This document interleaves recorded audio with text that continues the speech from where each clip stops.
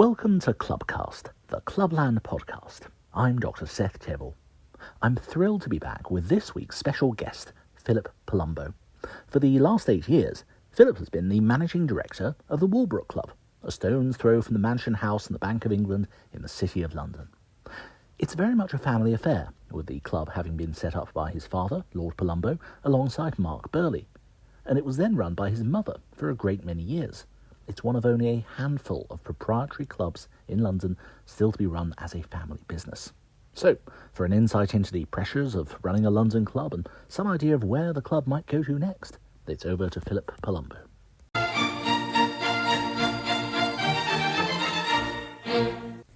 And I'm delighted to be joined here by Philip Palumbo. Welcome. Thank you. Perhaps we could start off with the slightly unusual story of how the Walbrook Club first came about. My grandfather built the building as our family office, and one of my father's closest friends was Mark Birley of the original Annabelle's and Harry's Bar. Mm-hmm. Mark did nothing for nobody and demonstrated the most wonderful, languid, aristocratic ambition when it came to opening clubs, which was about one a decade within walking distance of one another. Over lunch with my dad in 1997 at the Connaught, Mark asked him what he planned to do with this building, since it would make for a fine club. And my father fired back, "Only if you do it," with some trepidation, and to his surprise, Mark said yes. Whether he'd been to the City of London before is unknown. And the club opened 3 years later, twice over budget. Mm-hmm. Mark's argument was compelling. He said it'll be so beautifully put together that you won't have to change anything for 20 years. Albert Roux of the Gavroche took a stab at running the kitchens, and Stephen Spurrier put together the wine list. The idea was to introduce beautiful rooms and delicious food to a part of town starved of both. And to back up slightly on the building itself, because it was already standing, but it's a very unusual building in its own right. It's a Queen Anne style townhouse. Years ago, the City Corporation approached my father to list the building, and he advised them to consult their maps, since this was built in 1953. It was part of a wider property deal. The building directly to our south was the Salters Company headquarters. They were knocked down in a Luftwaffe gale, and I believe this was their car park. So my grandfather put our little office between the church of St. Stephen Walbrook and Rothschild's Bank. What were the main sort of challenges of converting it into a club? Space is at a premium. It's very difficult to borrow from a bank when the genius behind it continually says it'll cost what it'll cost. Yeah. Well, and then that was very Mark Birley. I mean, even somewhere like Annabelle's didn't actually make a profit for the first 10 years and ended up being very profitable indeed, but it took a long time getting there. Yes, and it's possibly apocryphal, but the opening for Annabelle's was allegedly delayed because certain items hadn't arrived. Eye for detail was one of his primary calling cards.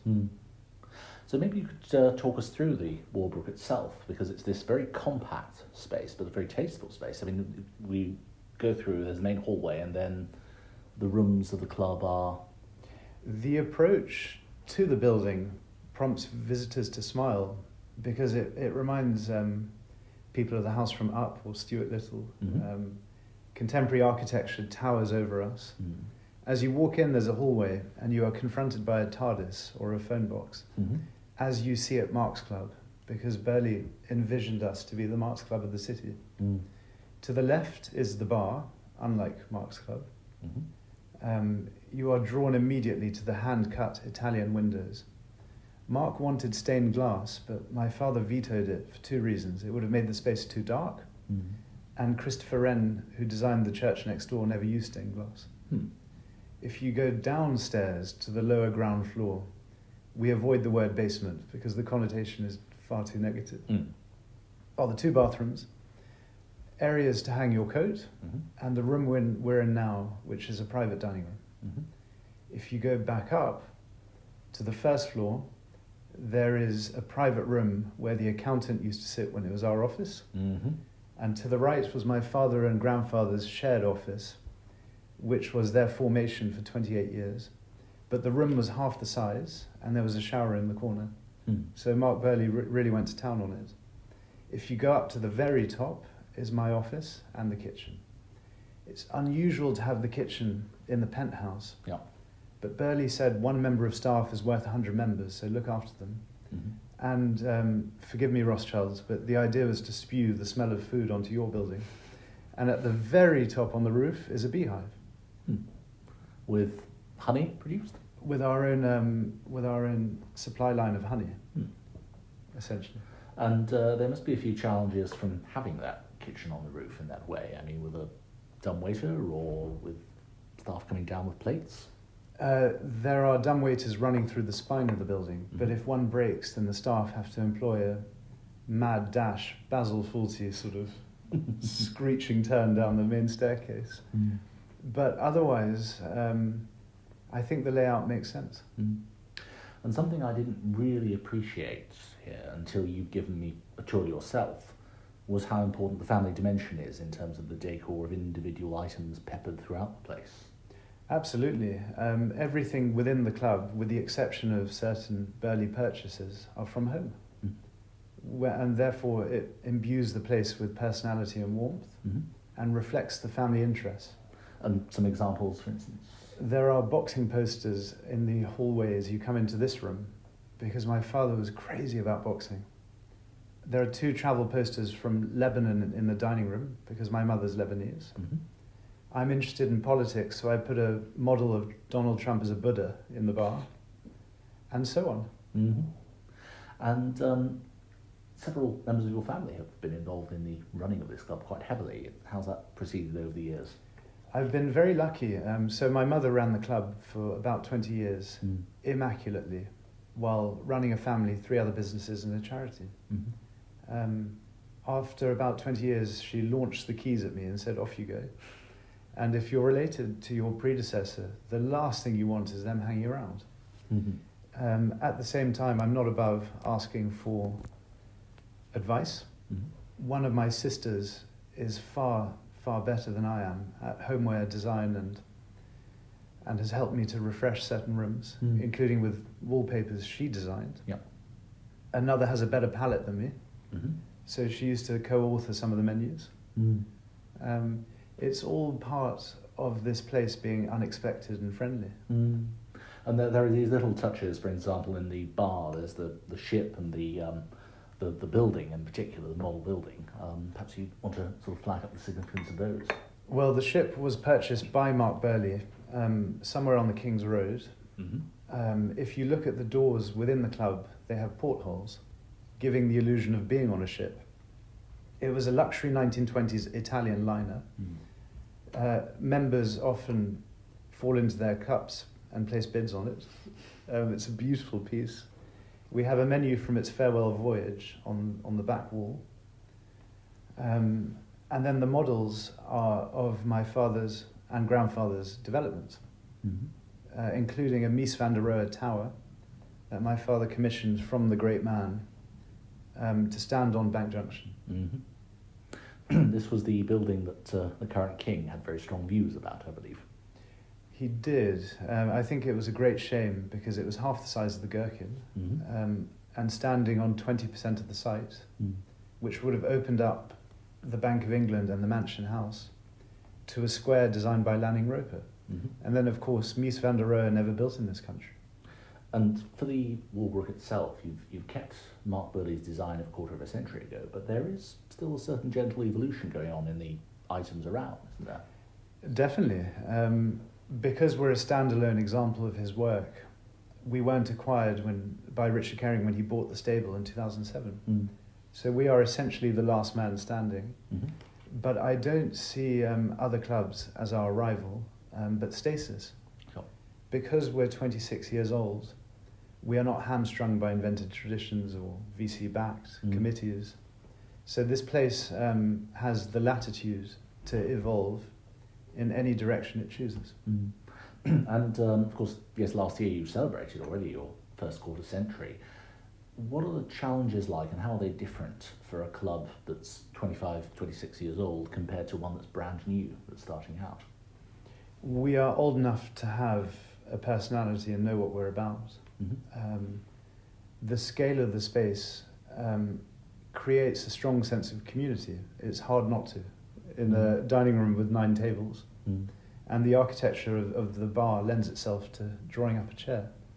A lot of contemporary clubs make the mistake of focusing on facilities rather than community. And the last thing you want is to be your table to be an island in a sea of strangers. I'm very interested by that, actually. This idea of developing the community and the membership, especially for a small club like this. I mean, how do you focus on doing that?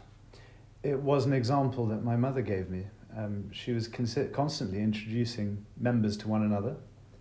We have a conveyor belt of guest speakers, wine dinners and so on, that are designed to be edifying in their own way, but also for members to meet. We're in the square mile, which means if you are in this part of town, you are here doing something. So we have dropped restrictions on conducting business. We want deals to be struck here. In other words, this place is more than one thing, and so are the members. And because we are so discreet, we're practically anonymous. If you are in the building, it suggests there's something about you because you found us. So there's no ban on business, but there is an emphasis on discretion in how things are carried out. Is that fair to say? Absolutely. I always say to members, just be mindful of others. So if there's a tray of martinis drifting by, close your laptop. You don't have to wear a tie or a jacket. Most members tend to wear a combination of one or both, but their guests might be unfamiliar with the rules. And I thought it was uncharitable to drape a guest in a cartoonishly large jacket upon each visit. Working habits have shifted in the city, and we've moved seamlessly with the times. Has there been any pushback from members on that? Or? No, not at all. I think they understand. And in a heat wave, as we're experiencing, Yes. Suddenly we've become ultra fashionable. Yes, I mean, I should perhaps explain for listeners that we are both wearing suits, but I've taken my jacket off and you don't have your tie today. It is an exceptionally warm day when we're recording this. I'm intrigued by the idea that particular clubs tend to attract particular kinds of members. There might be sort of self-reinforcing stereotypes in a good way as well as a bad way. I wonder, is there such a thing as a typical member of the Walbrook? I suppose so. Every candidate must demonstrate 2 things. Are you fun to sit next to? And what are you up to? Which means anyone that crosses your path has demonstrated those 2 things. We are in the square mile, so the membership is, broadly speaking, drawn from financial services. 35% are under 35. And when you retire from the city, you tend to resign from us. So everyone's at the top of their game. Because capital is mobile, so is the membership, particularly in Outlook. And do you test for that in particular ways? I mean, do you interview your applicants or? I do, and forgive me for coming across as a tyrant, but I get deeply involved in the detail. The best way to discover those 2 things is simply to have a conversation. It could be about politics or football. And you can tell within a few minutes, although it's not an exact science, roughly who someone is. And that eye for detail, I mean, that carries over to the club more generally as well, and how that's run. It drives the staff mad, but I can see food debris through a pattern in the carpet from another room, and if a picture's askew. I want things just to be so.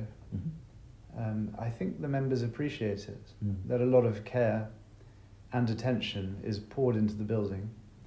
And now I'm very lucky with staff retention because we're closed at the weekends. It's practically total.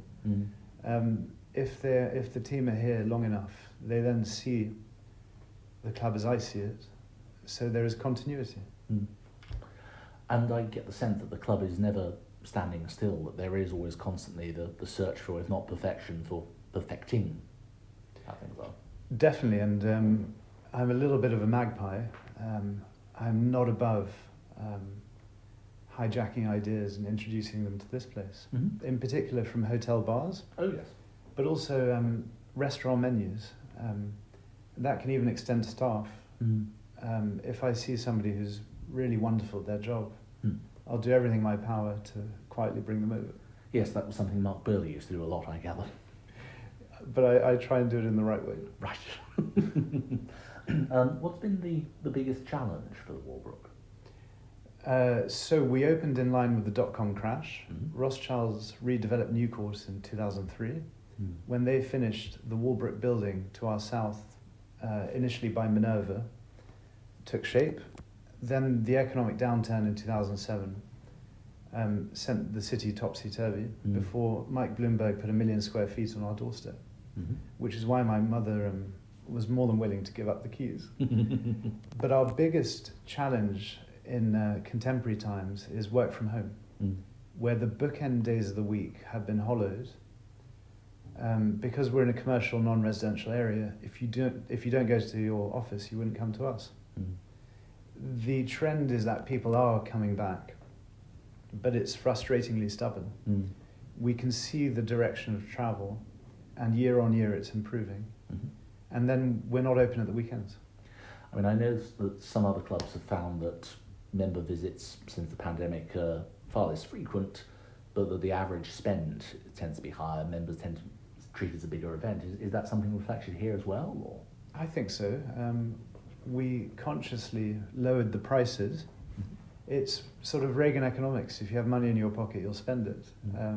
So a double gin tonic is £8.50, and the idea is it shouldn't be an occasion to visit your club. So we are in a good place, and we are net 5 new members a month. But the headwinds are pretty strong. And in addition to running the Walbrook, you're a member of many clubs. What do you think makes for a successful club?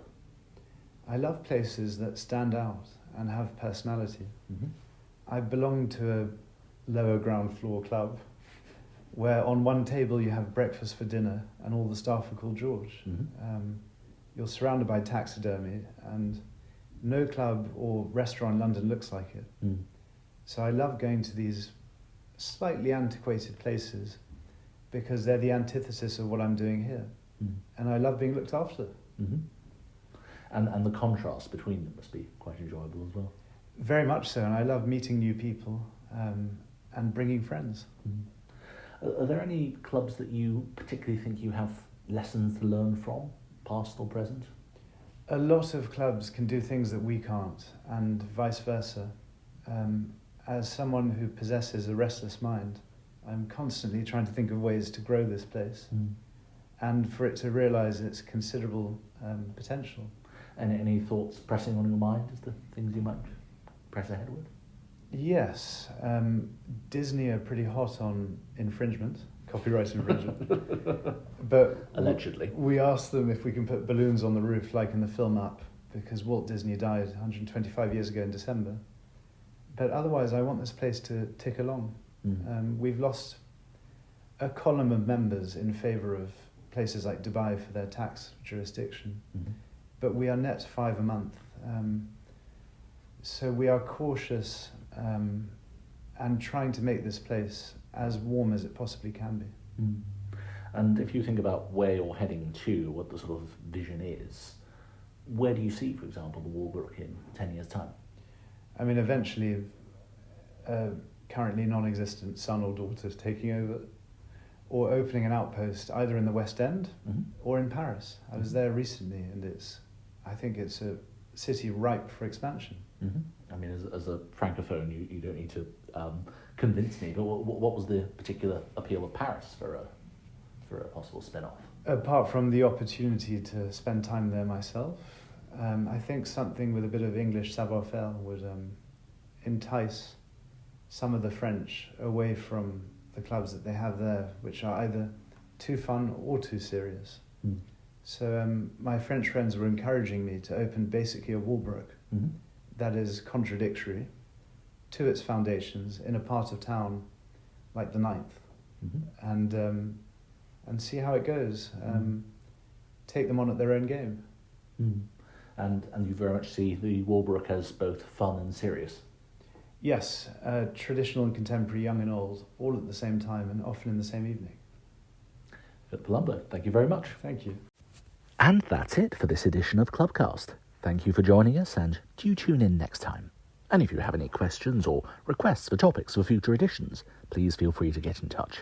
For more updates on the world of private members' clubs, ranging from pages from history to the very latest news, don't forget to subscribe at clubland.substack.com.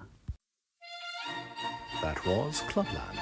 You've been listening to HMS Pinafore by the Doyley Cart Company, conducted by Malcolm Sargent.